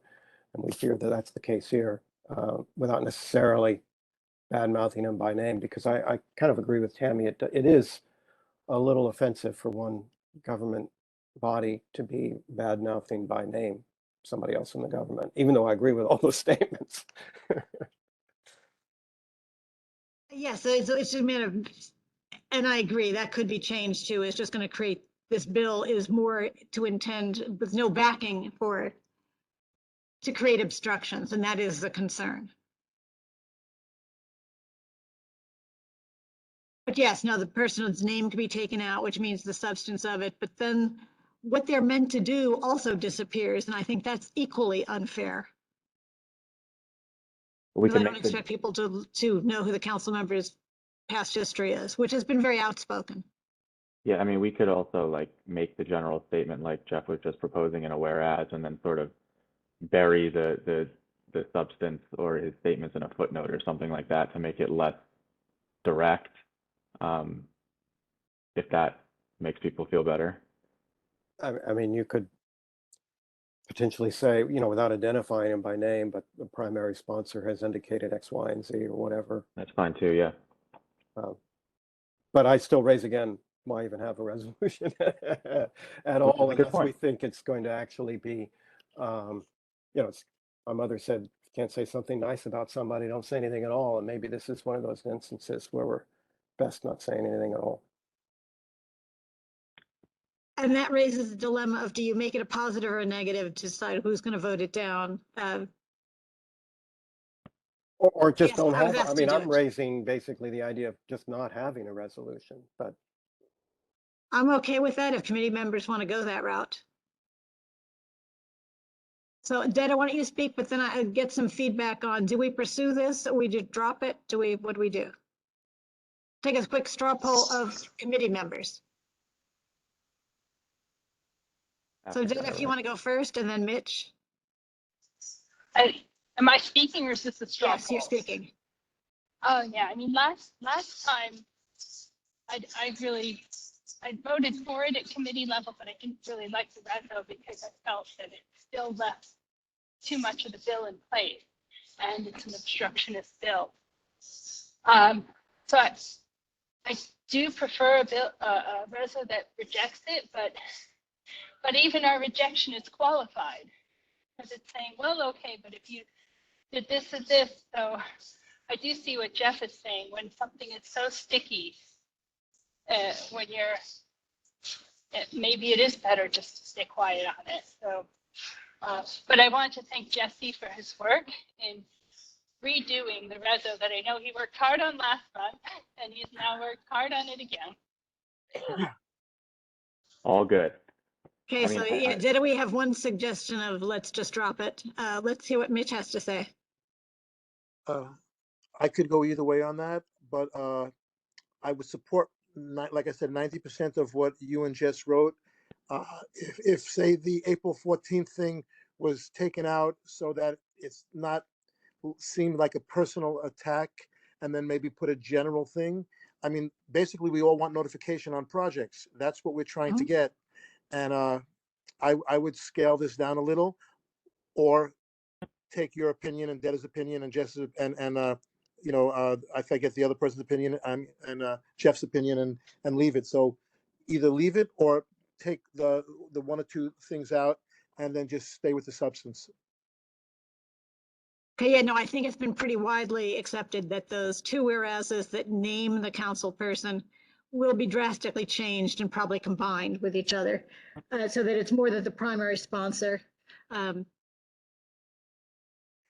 mean, the suspension of the There's bus lane concern that this is more obstructionist than it is. Okay, I could agree Positive. with that, Betty. Just the one thing they're saying, whether you're for or against it, the suspension of the bus lane camera on legal holidays really has no bearing on the gist of this bill. So, whichever side you're on. So that's my only comment on that. But I'm flexible. Yeah, no, like I said, they will be combined and really talk about more the concern about being obstruction versus Okay. focusing on just, and also putting in, being a little bit clearer that they're going to be what we do like, which includes things such as there'll be notification of the community boards, because certainly that's That's what we positive. want. Yeah. Yeah, and I thought it was in there, but I'll check it again to make sure. Jesse, I want to speak, and then I'd like to hear from Cody and Eric. And yeah, I just want to say on where to go next. Instead of rewriting a bill that we clearly don't like and continuing to torture ourselves, I think that we should just table this. It's not. We'll keep it on file and we'll watch where the bill goes. And if it gets to a point where it looks like it's going to be moving forward, then we can revisit this. To leave it right now. And I know that Lucian actually mentioned to me that a lot of the time Holden's bills don't even go anywhere. So maybe that's the best here. I don't see any other hands up. If anyone disagrees with what just said, just dropping this for now and leaving it in case it's needed later, then please speak now. Otherwise, we will just drop it at this point. See no hands, we will drop it. Thank you, everyone. Let's go on to the third and last one.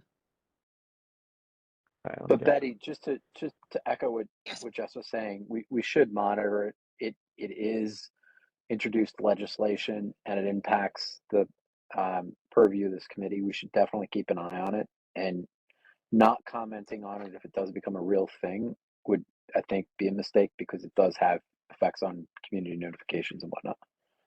Agreed, and I will certainly be watching it. So if not someone else. Yes, because we had things in both directions that we wanted changed, added as well as really liked and wanted bolstered, or weren't there at all and wanted bolstered, such as the time frame is before any documents were signed. It was trap legislation to begin with. Well, let's hope that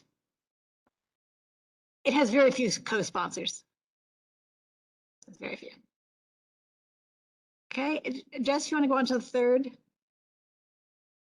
And we can, To be up there. Real quick before you go to the third Sorry, one, I can't see. I just want to put another plug in for signing up the attendance sheet. Please definitely click the link I'm going to put in the chat again. If you haven't signed in for this committee, even if you signed in for last committee, you got to do it again for this committee to be counted on the attendance sheet. Okay, so thank you, everyone. Lucian, can I just ask you, when we clicked on the webinar and it said you're already a panelist, does that cover that? No, that we want everyone to sign the web form that is available on live.mcb1.nyc, or the one I just put in the chat. That is what Lucy uses when she sets the attendance sheet that we send to the borough president's office. So if you don't sign that sheet, she's not going to see you as being in attendance. Lastly, I'm having trouble doing that on my phone. I'm like, you can do it on your computer. Just go to live.mcb1.nyc, and then there's a little spot that says sign in attendance. It's step one. On one second. live.mcb1. Yeah. I'm sorry, guys. While you're looking, no problem. While you're looking, I just want to also remind everyone that we've moved to doing this even when we're in person. So when we go hybrid, people will also use this link to sign in, even if you're not on WebEx. We'll have QR codes around the room. We'll have different computers around for people to sign in if you don't want to use your phone, but everyone will be expected to sign in. This allows us to really use the information about sign-ins much better than we did when they were just, illegible scroll on a paper sheet on a clipboard that was passed around the meeting. So this is the way that we're signing in from now on. So everyone just needs to get in the habit of doing it again. I know we kind of step back from it a little bit, but since we're going to be going hybrid any month now, unless we have a 7th or 8th or 9th wave, we need to just get in the practice of doing that. Thank you. Thank you. Lucian, quick question. If you're not on the committee, do you need to sign in? No, well, you can sign in. You can sign in just to say you're present.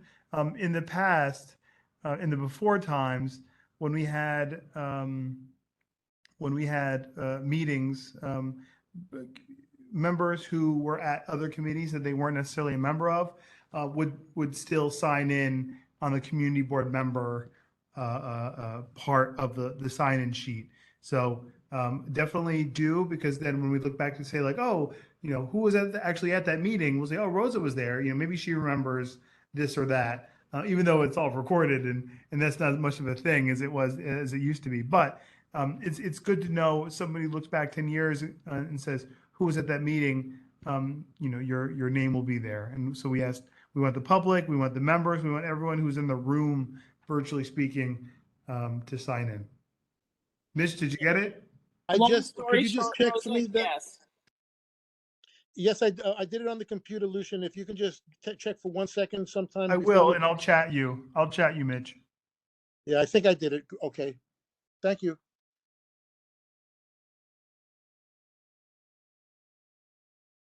okay, great. Let's look at this resolution so we can move on. I can just.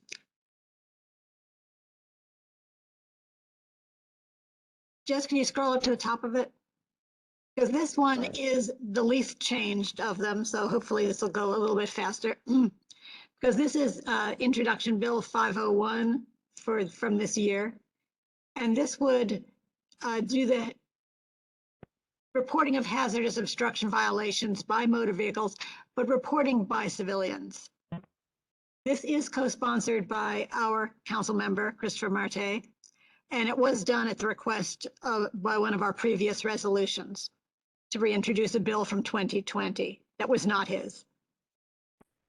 This bill creates a new violation and civil penalty for hazardous obstruction of a vehicle, of a bike lane, a bus lane when bus restrictions are in effect, a sidewalk, a crosswalk, or a fire hydrant. So it's very specific. It's not all violations. It is just limited to those in those particular locations. And then the vehicle must be within 1,320 feet radius of a school building. But as Lucian has charted out for us on maps, that includes all of our district except a small quadrant in the corner of the northwest corner of our district, which would be a little bit of Tribeca. The law would propose to allow citizen reporting of illegal parking in those structures, the bike lanes, the bus lanes, the crosswalks, fire hydrant, and on sidewalks. The Hazardous Obstruction Law addresses significant problems caused by motor vehicles, including slowing bus service, forcing cyclists into traffic, which has resulted in preventable deaths and injuries, reducing sidewalk space for pedestrians, and slowing hydrant access by members of the FDNY.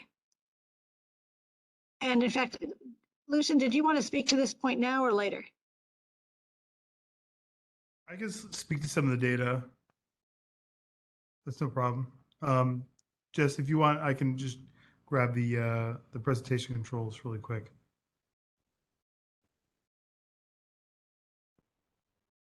Okay, so I went to collect data through One Data and also crash data, because I think there's two elements of this.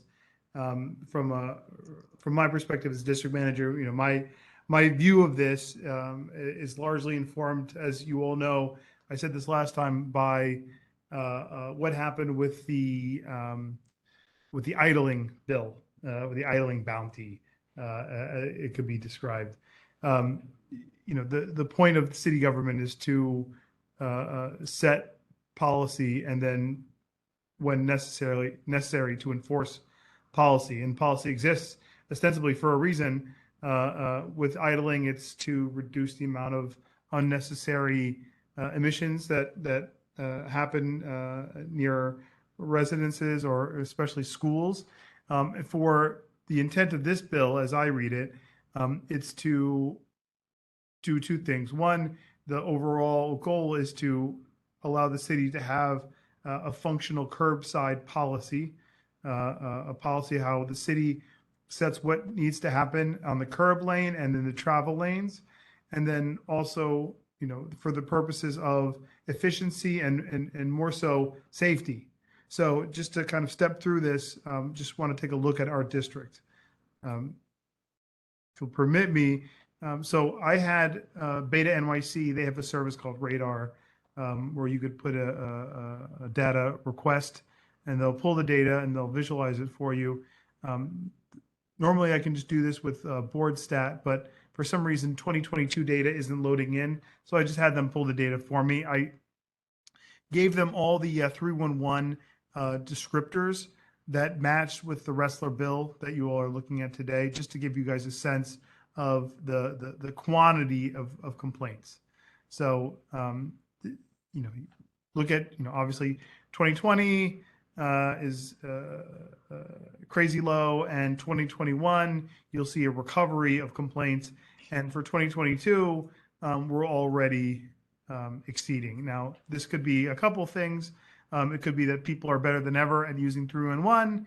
It could be that a lot of the vehicles in the district, mostly I would really attribute most of this to government vehicles are doing worse than ever, or it could be a little bit of both. But from what I'm reading, even city government has returned in full force, even though private industry and commerce has not to our district. So that would move us to slide 2. And this crashes. So this is a horrible looking map. I just will note that it's about 11 years of time, but it does give you a sense of where most of the danger lies for pedestrians, for cyclists, for motorists as well, because they also are injured. But the red, just to clue you in, the red is the fatalities, and the orange are injuries. So the larger the circle, the more injuries. Okay. Now, this is the last one, and I think this is also illustrative of kind of the challenge here. 2020 is always going to be the weird year. So if you look at the line for 2020, you'll see there's starting to be a dip, and then it hits the nadir, and then it levels off. CB1 is below the city in terms of crashes. Right now, in my mind, I attribute that to the fact that our district is not running at full capacity. So if you look at 2018, 2019 being the space in between 2018, 2020 on the graph, that's kind of what you would set as being, calibrating it as, running normally in the before times measure. The city has almost recovered, and perhaps there's some benefits of Vision Zero there, but we're below that, and I think that's largely because our pedestrian traffic is far below, and maybe even automotive traffic still has yet to fully recover. But as you can see in the complaints, I think the government vehicles are still are behaving maybe even worse than normal. The fear here is that if we do recover completely, we are going to see an uptick in injuries and hopefully, and God forbid, fatalities. I present this information because the way that vehicles are being stationed on sidewalks, in crosswalks, in front of fire hydrants, in daylighted areas so pedestrians can see down the road, in bike lanes, which force people into traffic. These are going to contribute to unnecessary injury and or fatalities. The fact that we can't have a sane curbside policy where residents have access to the curb when they need it, in residential loading zones, or businesses can't have access to the curb when they need it for business loading zones, or parents can't have access to the curb for school pickup and drop off. All these things are impossible in our district because of the inability of DOT and the NYPD to effectively enforce the laws that are on the books, thus pushing everyone else to also break the law in order to do the things they need to do with their vehicles. So you're forced to double park because you can't get to a meter, because you can't get to the curb just to drop something off. That is, the issue there is not the fact that you need to get to the curb, it's because you can't get to the curb ever. So I think right now we're fighting over scraps because we can't have our sidewalks, curbs, and travel lanes are incapable of operating as they are designed to operate. So with that, Betty, I give it back to you. Thank you. Yeah, thanks for some of the data to really show that these are problems that this bill would address in our district. Hence, I understand why it was written. Go back, excuse me, to the document. Thank you, Jess. So yes, illegal parking, including placard misuse by city employees, is an issue widely documented and condemned. 311 is an ineffective solution, although at least it is one way of counting, but it is, because the enforcement of parking violations has been well documented. 311 hasn't been working terribly well simply because the NYPD tends to apparently just dismiss things and close them.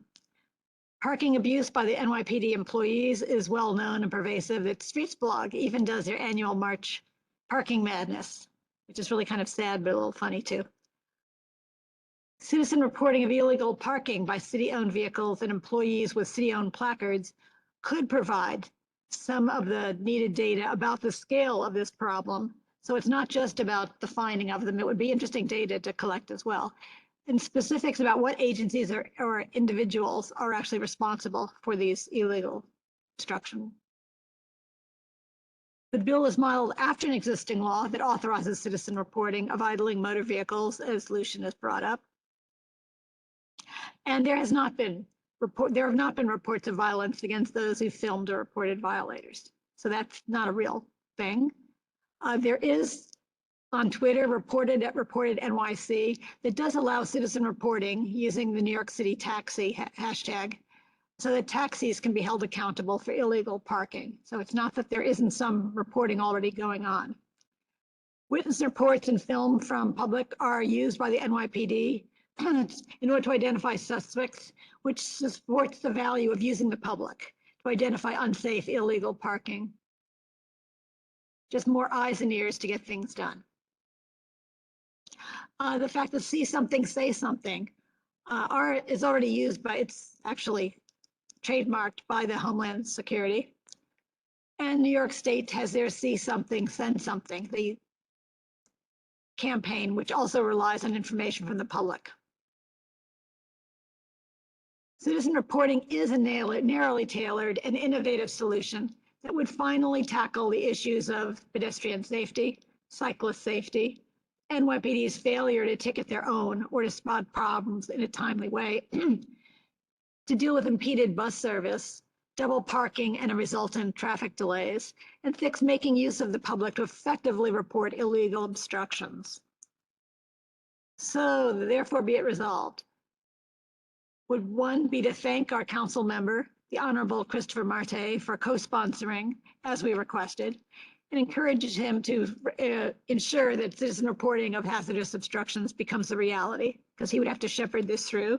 And there is an increasing number of co-sponsors for those who are interested. Second, therefore be it resolved, insist that our mayor, Eric Adams, sign the bill to allow citizen reporting, which has plagued our district for way too long.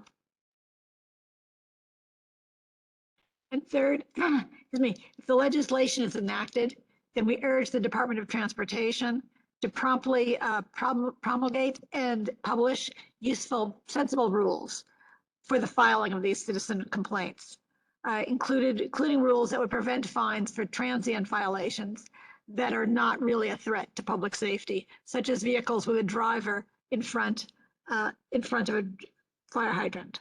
So we're not looking for punitive things, but asking the DOT to use kind of measure where they create the rules, which I know has been a concern of the committee members in the past. So I'll look for hands, people who'd like to speak. Jess, then Jeff. Yeah, quickly, I'm just a reminder, I do have to sign off at 9, unfortunately, and I don't want to cut off debate on this, but I just want to say that, you know, we've gone over this so many times. We know everyone's views on this. We added a couple of clauses in here, particularly this last, therefore be it resolved, to sort of answer some of the concerns of full board. But I just want to say I hope we can vote on this soon, because I unfortunately do have to go, and I think that everyone's views are sort of clear on this. I very much agree. So let's have people, excuse me, go succinctly, and since Mitch and Eric are committee members, have both of them go, and then Jeff Galloway. I'm sorry, I thought I was second, or am I now, Betty? Oh, sorry. Betty, I don't hear you. Go ahead, Mitch. Okay. First, and Betty, please, I give you permission to interrupt me if my memory serves me incorrectly or if I'm saying something that's not accurate. On your introduction in the email that you sent before the bill where it said regarding citizen reporting, the resolution was tabled at full board as everybody seemed too tired, you know, like so on and so forth. And I just want, before I get into the specifics of it, my recollection, everybody was not too tired to discussing it. And it was that at least half the board or more than half the board felt concerns about the monetary incentive for citizen against citizen, not about the placards or anything else. And at that point, you wanted to withdraw it. And then Tammy, I guess for technical reasons, felt there had to be a vote. And at that point, everybody got antsy. And then it said they were too tired to give it too much, so it could be modified to clarify issues that seem to concern members the most. The one issue, now let me go back. Yeah, Mitch, is that, we want to move forward to vote because we're going to lose Jess soon. Well, okay, well, that is the history, but do we need to rehash the history, or do you have a comment? Okay, then I apologize. I'll move on. The modifications that were requested by, I would say, at least half or more than half had to do, are still in here. So I took the time to make some notes. I apologize to Jess if he has to leave at 9, but I took the time to make some notes. So it's basically 95%. I think we all agree the citizen versus citizen, and there was one thing which said 311 is ineffective, and has even, which I agree, has even led to threats against those reporting violations. But then the next one after that was says, there's been no like reported, like a violence or anything. So those two statements are not congruous, and I think, so okay, so I do feel that there would be some more with financial incentive. Okay, well, reporting of city-owned vehicles is good.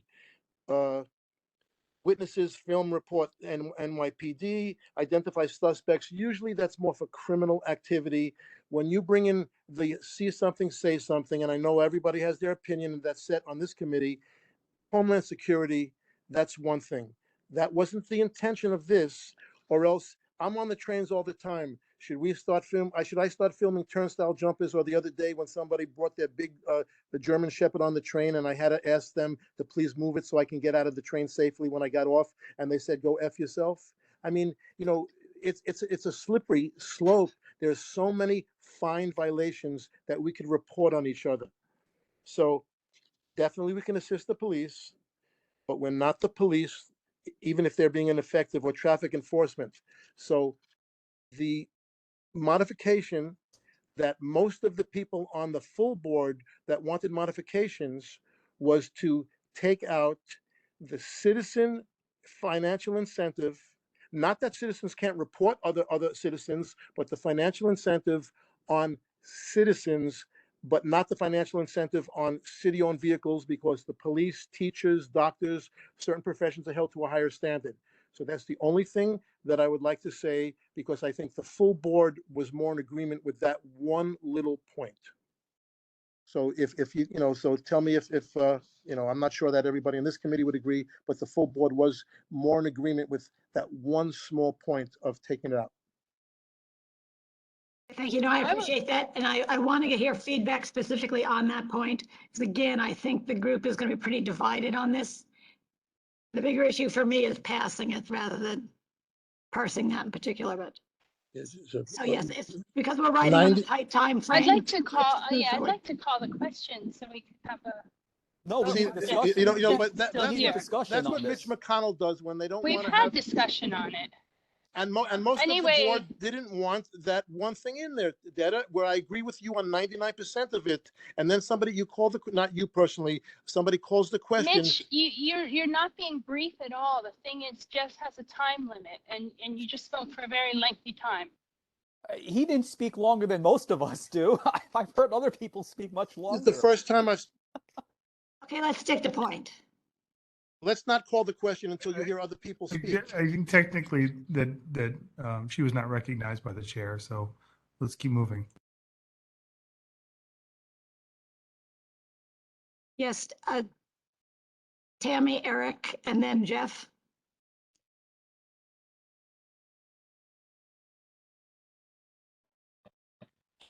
I'm wondering if there is a median common ground here, because I am in support of financial incentives when it comes to placards, when it comes to tour buses, when it comes to commercial vehicles, when it comes to quite frankly, if it was an Uber sitting there for 20 minutes idling at a fire hydrant, I'd go park in a taxi line. So I'm not against the financial incentives. I think that people are not rewarded for their just taking a photo. There's a process that goes with it. And I am okay with where it stands, because even though you report it doesn't mean you get it. There has to be still an investigation. There's tons of paperwork. It's a process. And like anything else, it's everyone gets their day in traffic court. That's it, I say. Thank you for clarifying that, because those are in whereas statements. That in fact, they do have to go to oath, and DOT has to approve that what was submitted is adequate. Maybe then if there is the reporting systems. Excuse me, so there is a process. Exactly. So Betty, maybe reminding people of, we approve as long as their process is utilized, that it's referenced and therefore be it resolved.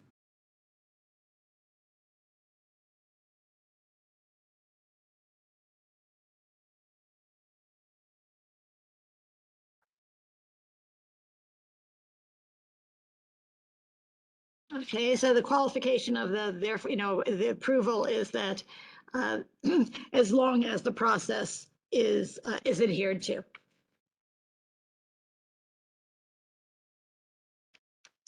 That adequate, Tammy? Thank you. Works for me. Great. Well, then people can consider that as a change that's occurred. Eric, then Jeff. Oh, yeah, thank you. This proposed bill, it's dealing with the symptoms and not the causes, plural. So the problem is there's no enforcement by NYPD. Okay, then let's get another unit to do it. Maybe the DOT with armed. Maybe they can have, like, sanitation has their own police officers. If NYPD is not going to do it, then we get somebody else to do it. There's taking away of parking or standing areas due to outdoor dining and city bike docking stations. These are all contributing factors. I'm completely against snitching for money. There should be no financial incentive for citizen to citizen or on city employees. Also, in the whereas, it says 311 is an ineffective solution for enforcement of parking violations. But then it says that it has even led to threats against those that report violations through 311. It has not led to. You corrected that? It says has even led to threats. It says that people who called 311, they got threats against those that reported violations. Do you see that, Betty? The threats were from the police. They're from the Yes. police. Oh, okay. Yes. So if somebody reported something via 311 on an NYPD officer parking improperly or illegally, they got threats. So with this proposed bill, if somebody reported something and it goes through oath, someone will find out in NYPD. It's not an issue. I've gotten those threats from the NYPD officers. Believe me, I'm not. So- They're doing it to so- annoy me, to get me to stop reporting on 311. There will be violence. There will be violence. Thank God There's it no hasn't evidence happened. of it. Thank God it hasn't happened yet, but I don't want to be part of anything that leads to it. And living in the society where everyone reports on each other, it will turn into some kind of fascist state or something. It's just not. It's very petty. It's very petty. Not All if right, you're the person thank that's you. injured, but thank you. No, but that's a So separate let's issue. have That's a Jeff separate and then issue. Cody, if you'd like to That's a make a separate comment, issue. because time's our enemy right now. Okay, I mean, I agree with Eric's comments about, snitching on one another, but the objection that I wanted to make is that the legislation itself, I've actually read it, I have it up on the screen here, and it's deeply flawed. It's inconsistent with your new be it resolved at the end, because it explicitly makes it a violation to merely stop, not just park, not just stand, but merely stop. Yes. In front of a fire hydrant. Explicitly stopping in front of a fire hydrant is now a violation. It says nothing about placards in here. I don't think it does apply to placards, so I don't think it's going to. It does. Well, it says nothing about it, and the placards generally exempt people from these standing and other zones. And to the point that Eric made about threats and so forth, the bounty hunters are going to go after the easy prey. We see this all the time in zero tolerance kinds of campaigns, is that the law-abiding ends up, the normally law-abiding person who stops the moment in front of a fire hydrant, that's who's going to get the photograph. These guys who take the pictures of the cops, are they really going to face the cops at the hearings that they have to go to? I don't think so. They're going to take pictures of everybody except the ones with the placards. So I don't think it solves the problem. I think it creates violations that are different from what you have to take now on your driving test. When one of the questions on the driving test is it legal to stand in front of a fire hydrant? When my kids took the test, and it is legal. Everybody's taught that. And all of a sudden that's going to be a violation that nobody's going to know about. So I think the legislation is deeply flawed, doesn't do anything to solve the perceived problem. And then on top of it has this really abhorrent enforcement mechanism of snitching on one another. And it's not like see something, say something. It's not like the idling. It's literally ratting on your neighbors. They're the ones who are going to be parked out there. And I just think it's bad policy, bad legislation, and does nothing to solve problems. So we'll see how my vote is no different than it's been the last 2 times we've discussed it. We'll see how people vote. Betty, I'm really sorry. I really do have to go. So if we can call the question after Cody, or I'm gonna have to. You can call a unfortunately. question, in fact. I have my hand up again, Betty. I was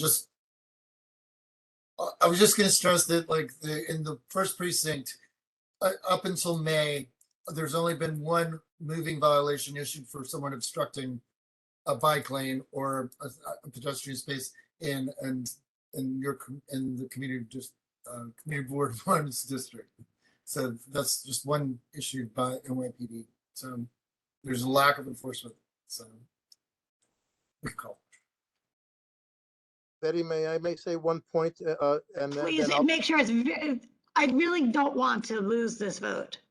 So it better be really, really important. I would like to make a motion to separate to make one resolution concerning the placards and city-owned vehicles, and if you want to make another resolution concerning the citizen, so you can have everything, but instead of lumping them both together. Sorry, we can't do that because we're talking about the bill. We can't separate the bill. We don't have the authority to separate the bill. In the last one, you were picking out things that you liked and didn't like. I respect whatever you say, Betty, but in the last one, you guys were picking out things that you liked and didn't like. But I'll be quiet now. Yeah, no, Call the it's a matter question. of who votes it up and Yeah. votes it down, I think is I parsing. second whoever said to call the question. Yes, and everybody vote the way you want to vote.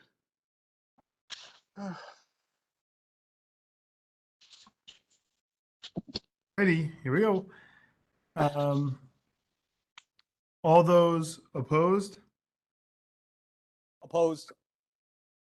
Froman opposed. You opposes? Thank you. All those abstaining?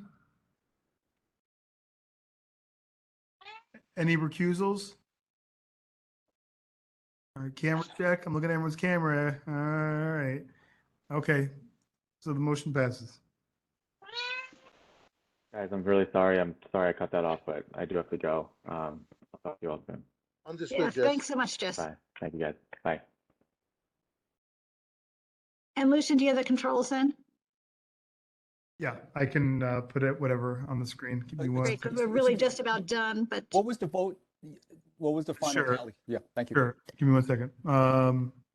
Looks like 1, 2, 3, 4, 5 in favor and 1, 2 opposed. there should have been 3 opposed.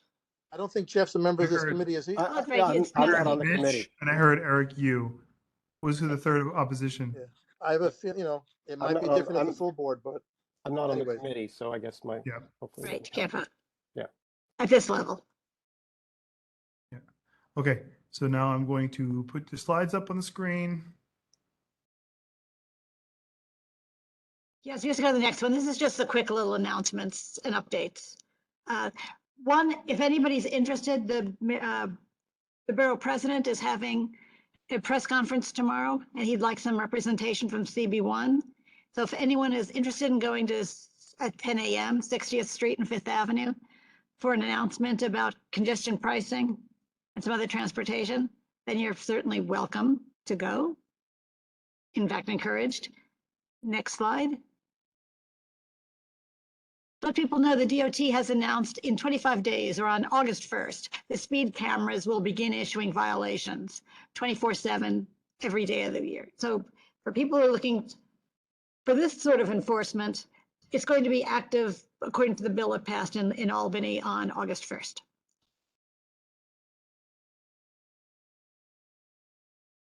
This one also notification, and if anyone is interested, because this issue, this is somebody from CB6, and they are going to start convening public hearings on the FDR Drive in their district, so from 14th Street to 59th Street. If you're interested, because again, this has come up with the FIDI area and with the resiliency project and a movement of people who are really looking to remove the FDR. This is going to be more dramatic because they're talking about a busier portion of the FDR. So people should be aware of that. Next slide. These weird little announcements. Oh, I found this out personally, purely by chance, was kind of surprised. But for those who don't realize, this is actually a New York Waterways ferries and the free bus shuttle service. But in fact, the New York City Ferry also uses it. When I found out, because it starts at Pier 79, which is on 39th Street, and then runs along these various routes, and which I'll show you a map of in a minute. But in fact, at the bus, they don't ask you for any identification. So anybody who wants to board the bus for free is welcome to do it. So if you go to the next slide, those who wonder, how do you get from the waterfront inward bound? This is the free bus service that's available from the ferry terminal, which was very delightful to me. And in fact, I may be using it tomorrow as well, because it really lets you move into the city very quickly and conveniently. So keep in mind, this is all online, that you can find these maps and the hours, because hours are a little different during peak hours, where they run about every 10 minutes, to the off hours where they run not as frequently. Next. This I thought was kind of interesting for those who've been following the effort about the counterfeit plates, the covered license plates and the expired plates. NYPD is trying to promote that they are going to start working on enforcing some of this. But if you go to the next slide, you'll see the real problem is some of the police are the worst offenders of it anyway. Example of some of the damaged plates, but there is getting to be a growing concern if there is congestion pricing, as well as any of the speed cameras and other things. This is becoming way too common. Next. I thought this was kind of interesting. A woman posted, and it is actually legal. This is New York City rules, that if you find yourself on a bicycle in too constrained an area, it is perfectly legal in New York City to ride in the middle of a car lane and occupy the full lane for your own safety. So thank you, Tiffany, for pointing out I was not as aware of that. Next slide. Oh, we don't have much to do with this because we don't have NYCHA housing, but you're going to see more of this about it, that in fact, they are looking at not allowing e-bikes, the charging of e-bike batteries, the storage of batteries in NYCHA housing. So this is going to be interesting as it unfolds to follow, because in fact, there have been numerous fires that have been very costly, and I don't believe they've led to loss of any life, but nevertheless, this is a big concern at this point for NYCHA housing.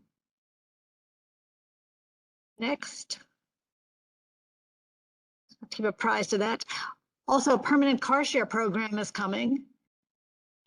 So this has been announced by Street Blogs. So obviously DOT has decided now to change it from a pilot into an ongoing car share program.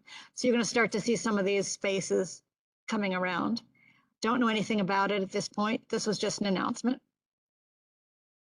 on July 12th. For those who say who really uses bicycles, this was kind of interesting. This is Denmark's next king, who's riding the bike, the cargo bike. The next king after him, his son, who's the larger teenager in the back, and the king and another heir to the throne sitting in front. So for those who say who really uses cargo bikes and how can you use them to move or transport family, here you have the king of Denmark and you have his offspring, and it's very commonly used in many places. Next. And for the artists in the group, I wanted to let you know City Bike is having a design contest running through the end of the month. So if you'd like to go for a $500 MasterCard gift card, or just like to see your artwork on City Bikes, you might want to consider looking into this, submitting something. You can find out information on the City Bike website, or you can go on Twitter. I think they had the details there. I think next one, I think that could be the last one. That's it, Betty. Great. So those just the little updates that have come up related peripheral things around transportation. So Mitch, your hand's up. I'm sorry. Once the meeting's over, I just wanted to ask you a couple of questions for my own education, but I just put my hand down. Oh, great. I'll keep that in mind. Anybody else? Otherwise, I'll adjourn the meeting and well, thank you all and see you at full board if I don't see you before. All right, recording is off.